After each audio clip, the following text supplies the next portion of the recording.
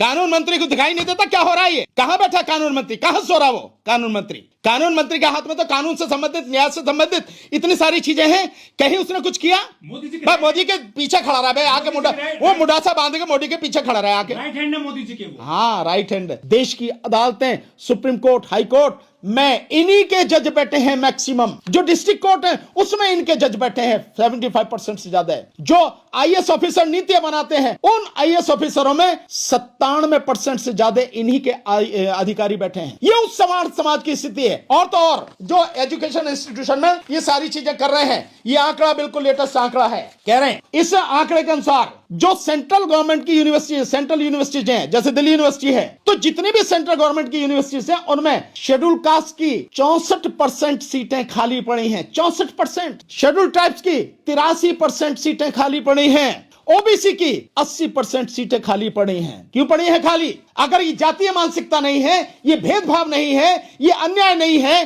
तो क्यों नहीं भरी जा रही? मोदी तो अपने आप को ओबीसी का वो कहता है मुखिया कि मैं तो ओबीसी का हूं। अरे ओबीसी का प्रधानमंत्री 12 साल से राज कर रहा है और ओबीसी की 80% सीटें खाली पड़ी हैं। क्यों नहीं भरी जाती ये सीटें? मतलब ये है कि कहने को ओबीसी बेशक कहे मोदी, लेकिन हकीकत में बनिया है। अब बनिया मींस सवर्ण समाज का हिस्सा है वो, इसलिए नहीं भरी गई सीटें, इसलिए सीटें खाली पड़ी हैं। और यही नहीं, जितने हैं प्रोफेसर उनका भी रेशो सुन लो। सेंट्रल यूनिवर्सिटीज में कितने कितने किस समाज के हैं? एससी समाज के मात्र 6.9%, 6.9% ही professor, associate professor, assistant professor, और शायद प्रोफेसर तो कोई होगा मुश्किल से। रतन लाल जी लड़ रहे इतने दिन से, अभी तक प्रोफेसर नहीं बनाया, जबकि कब के बन जाने चाहिए थे। और एसटी समाज के मात्र 1.5%, मात्र 1.5%। होना कितना चाहिए? 7.5%। एससी का कितना होना चाहिए? 15%। ओबीसी जिसकी आबादी 52% इस देश में, उसमें से भी 27% आरक्षण दिया गया। और हैं कितने ओबीसी के प्रोफेसर? कितने? 4.1%। और जनरल कैटेगरी की 80%। आबादी कितनी? 15%। और पोस्ट कितनी भरी हुई है? 80%। कौन किसका हिस्सा खा रहा? ये अन्याय नहीं है? ये क्या ये न्याय है? ये क्या इसी न्याय की बात कर रहे हैं? जो सवर्ण समाज के जो लोग हैं वो किस बात पे कह रहे हैं? वो कह रहे हैं इसमें ओबीसी को क्यों रखा है? ओबीसी को नहीं रखना चाहिए था। अरे ओबीसी के खिलाफ आप लगातार अन्याय कर रहे हो। 27% की जगह 4.1% ही है। 80% सीटें उनकी खाली पड़ी हैं। और ये दिखा दिया गया है कि न केवल सरकार, बल्कि चाहे सवर्ण समाज के लोग हों और चाहे सुप्रीम कोर्ट, सब कुछ आरएसएस के हाथ का खिलौना है। और सब कुछ जब एससी, एसटी, ओबीसी, माइनॉरिटी, विकलांग, अरे विकलांग तक से जो फिजिकली हैंडीकैप है उसे तो कुदरत नहीं मार रखा, तुम उसके खिलाफ भी तुम्हारी ये सारी चीजें आ रही निकल के। साथ में महिलाओं के खिलाफ, ये सबके खिलाफ तुम्हारी नियत आ रही। तुम कह रहे हो भैया इसे क्यों किया गया? और सुप्रीम कोर्ट दे दिया ना, सुप्रीम कोर्ट ने दिखा दिया। जो टिप्पणी सुप्रीम कोर्ट कर रही है उससे सिद्ध हो गया कि किस तरह का जातिवादी ये सारा का सारा काम हो रहा है। अरे दलित को घोड़ी पे चढ़ने की जरूरत ना, घोड़ी पे क्या चढ़े, कार पे चढ़े यार। काय को जरूरत है घोड़ी पे चढ़ने की और कथा करने की? यादवों से कितने कहा कथा करो। कथा करने का मतलब यह है कि तुम अपने आप को मानते हो कि तुम हिंदू हो, जबकि तुम हिंदू नहीं हो, तुम शूद्र हो। और इस देश के शूद्र जो हैं वो हकीकत में बौद्ध परंपरा के लोग हैं। अबे तो तुम्हें अपनी मालूम नहीं है तुम्हारी परंपरा क्या है, तो इसमें किसी का क्या कसूर है? भैया जब जिस पे जूता फेंका उसे ना दिखाई दिया, जो उसके साथ में दो बैठे उन्हें ना दिखाई दिया, वो तो कार्रवाई कर सकते थे ना। क्योंकि जिसने जूता फेंका आप व्यक्तिगत रूप से माफ कर सकते थे सीजीआई गवाही साहब, लेकिन वो तो न्यायिक पालिका पर जूता फेंका गया था, उसके अनुसार तो आपको कार्रवाई करनी चाहिए थी। उस व्यक्ति पर नहीं करी कार्रवाई। जो साथ में दो जज बैठे थे उन्होंने भी कार्रवाई नहीं करी। तो भैया ये ऐसे ही होगा, क्योंकि तुम आज भी उनकी नजर में शूद्र ही हो। तुम अपने आप को चाहे पहलवान मानते रहो कुछ भी, हकीकत यह है कि तुम शूद्र ही हो।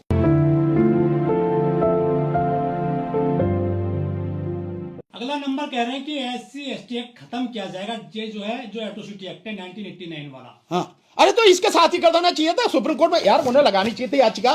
भैया इसे कर रहे हो, लगे हाथ इसे भी निपटाते चले जाओ, अभी हो जाता सारा काम। काय को देर कर रहे भाई? बचाई क्या है एससी एसटी एक्ट में? एससी एसटी एक्ट को बेकार कर दिया सुप्रीम कोर्ट ने पहले ही, और उससे भी ज्यादा बेकार कर दिया जो नेताओं ने। एसआईआर चल रही है जो इस देश में आज की तारीख में सबसे बड़ा मुद्दा है, जो इस देश के संविधान को खत्म करने के लिए एसआईआर की जा रही है। मैं फिर कहता हूं, इस देश के संविधान को, भारत के संविधान को खत्म करने के लिए एसआईआर की जा रही है। उस एसआईआर पर सुप्रीम कोर्ट ने कोई फैसला अभी तक नहीं लिया। डेट पर डेट, डेट पर डेट, डेट पर डेट देते चले गए। इतने सीनियर वरिष्ठ लोगों ने पिटीशन डाला, इतने सीनियर लोगों ने आर्गुमेंट किया, कोई इस पर फैसला नहीं है। बिहार के चुनाव हो गए, पूरे देश में अब एसआईआर शुरू हो गई। 10 राज्यों में, 9 राज्यों और 3 केंद्र शासित प्रदेशों में एसआईआर हो रही है। उत्तर प्रदेश में 2,89,00,000 वोटें काट दी गई, पूरे देश में 6.5 करोड़ वोटें काट दी गई, और आधे से ज्यादा देश अभी बाकी है। मैं कुछ नहीं कह रहा। तमिलनाडु ने भी पिटीशन डाल दी, मैं पश्चिम बंगाल से भी पिटीशन डल गई। एसआईआर पर कुछ नहीं करा, जिससे संविधान खत्म होना है, जिससे संविधान खत्म किया जाएगा, जिसके माध्यम से। लेकिन इस पे तुरंत, इस पे ये जो नियम बनाए हैं यूजीसी के, इन नियमों से जिन्हें पता नहीं देश अभी खत्म हो जाएगा, इसलिए सुप्रीम कोर्ट ने रोक लगाई। रोको भैया, नहीं तो सब खत्म हो जाएगा। बड़ी फुर्ती करी। तो क्या है ये? यही दिखाता है कि कितना जातिवादी मानसिकता इस देश में काम कर रही है, जजेस के दिमाग में भी।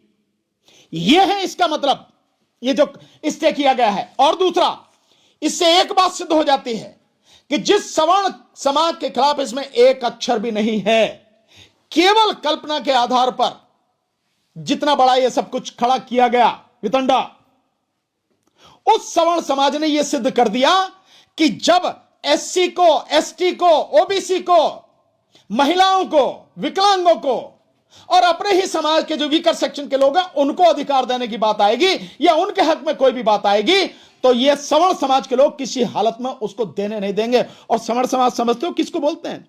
सवर्ण समाज में है ब्राह्मण, क्षत्रिय या राजपूत और वैश्य यानी बनिए, और कायस्थ भी इसी में आ जा रहे हैं।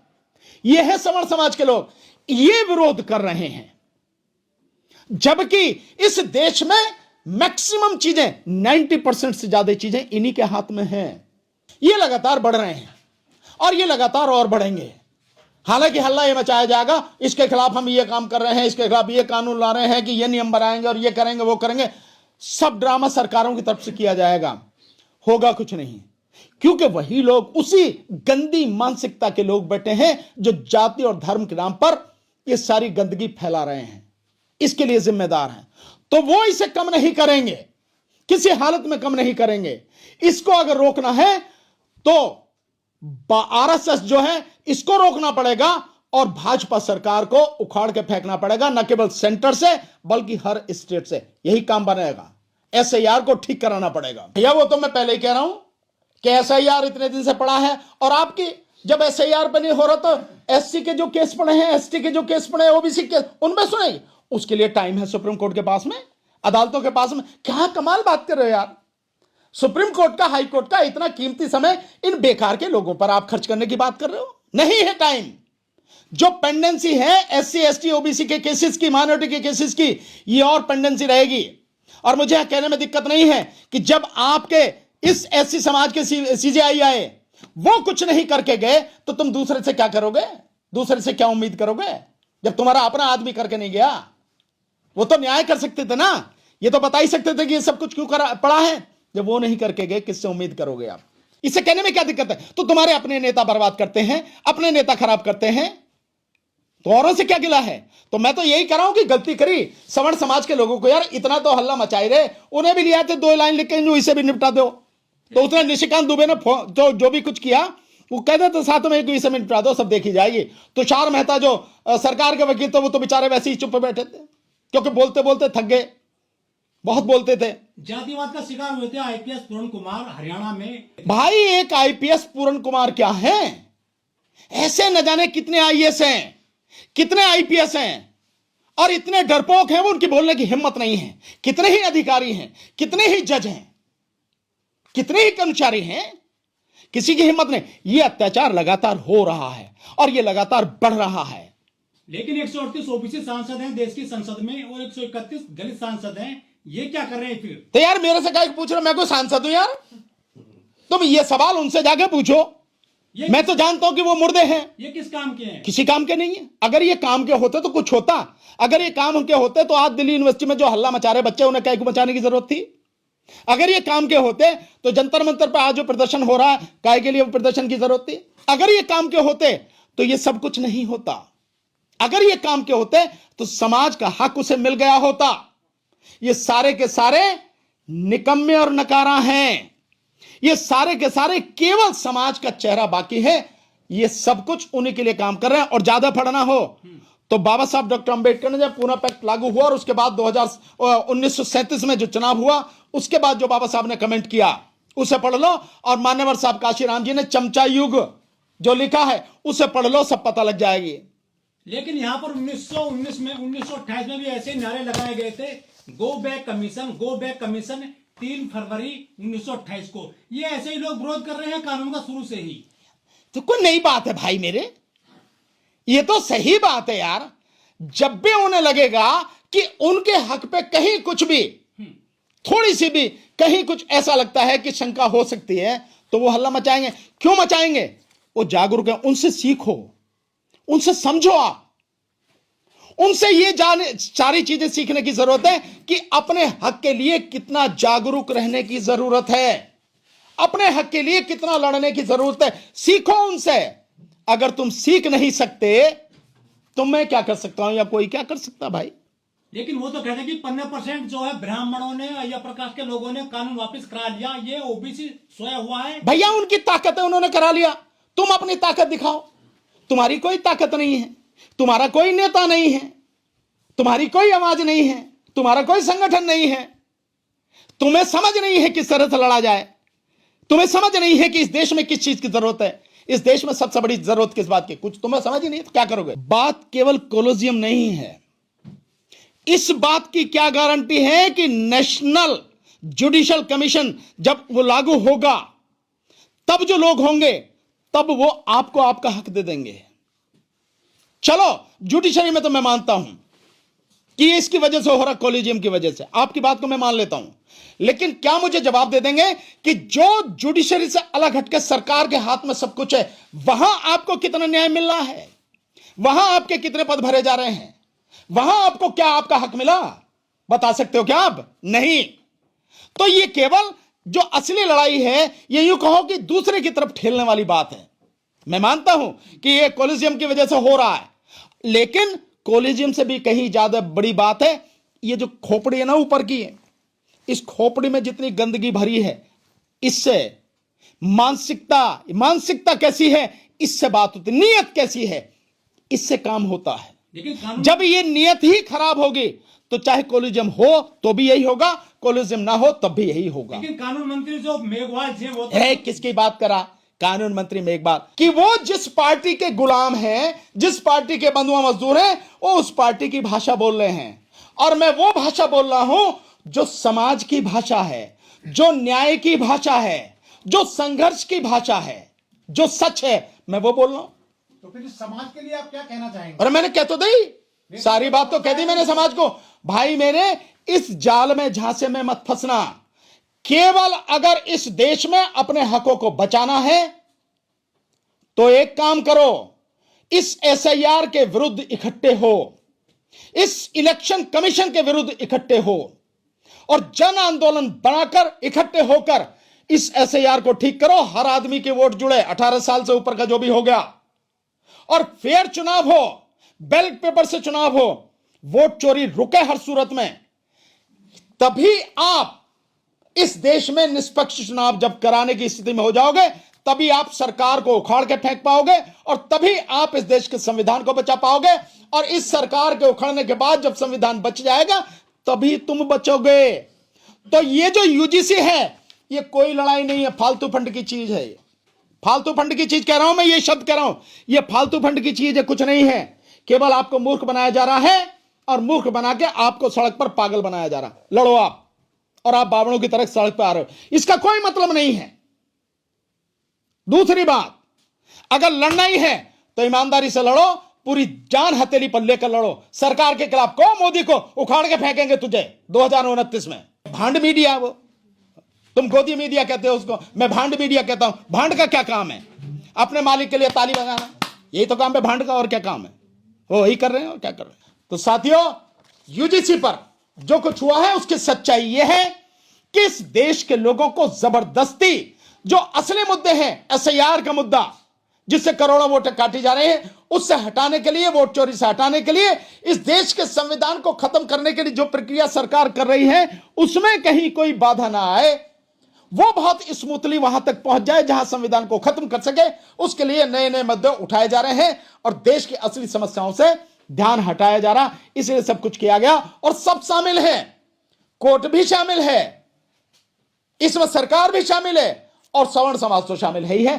पर सवर्ण समाज में भी वो लोग शामिल हैं जो सवर्ण समाज में मनुवादी मानसिकता के लोग हैं। सवर्ण समाज में भी कई लोग बहुत अच्छे हैं। आप देखो कमेंट किस किस तरह की जो चीजें आ रही हैं, कितने अच्छी तरह से वो सारी चीजों को बता रहे हैं।